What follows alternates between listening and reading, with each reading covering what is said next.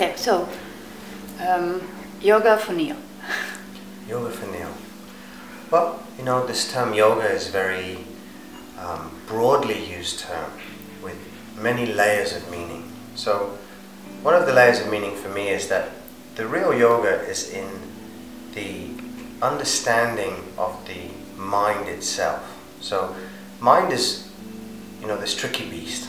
So the conversation that is always going on in the back of the mind is what is keeping us from the state of yoga, which is our natural state of, you know, what Patanjali would call samadhi. So the practice of yoga for me is beyond asana. The asana is just a training vehicle for me to observe my internal dialogue, my internal conversations. And so as I move through a practice, whether it be asana, whether it be pranayama, whether it be a sitting practice, it's really a practice of awareness, removing this avidya, this lack of awareness.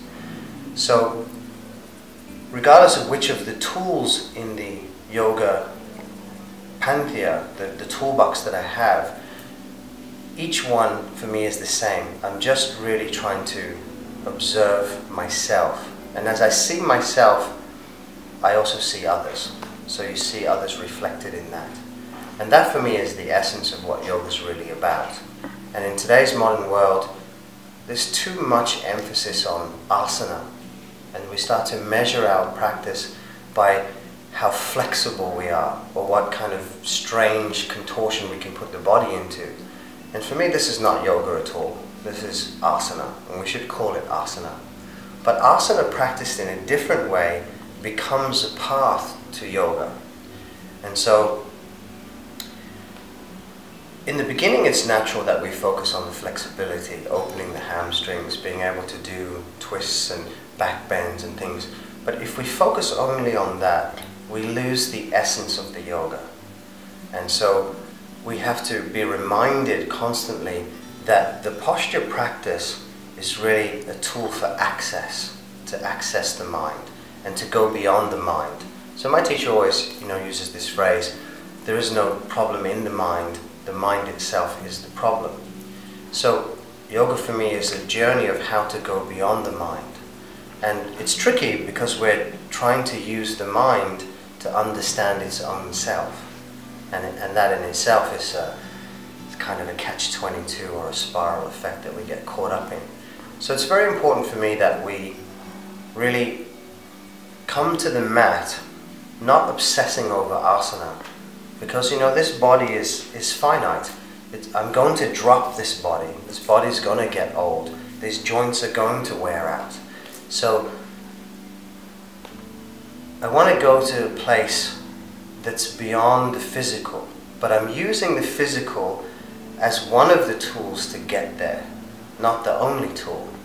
And then, you know, if you really study the scriptures or the shastras, asana is just preparing the base or the foundation to really enter into working with energy, which the yogis call prana.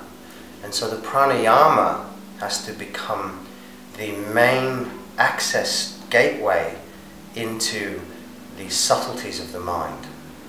And so for me, when you lay the foundation of being able to sit through asana, which is what asana means, you clear some of the blockages in the channels of the body so that the breath work can penetrate on the more subtle levels, but using the mind to direct the energy, to direct the prana through the channels is really the stage that we want to get to. And this is, you know, borne out by the text by Yajnavalkya, Vashishta Samhita.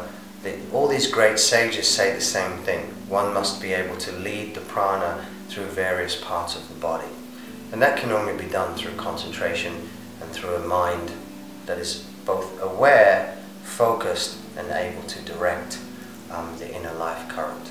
And so pranayama becomes, for me, the main tool to achieve the real essence of the yoga practice.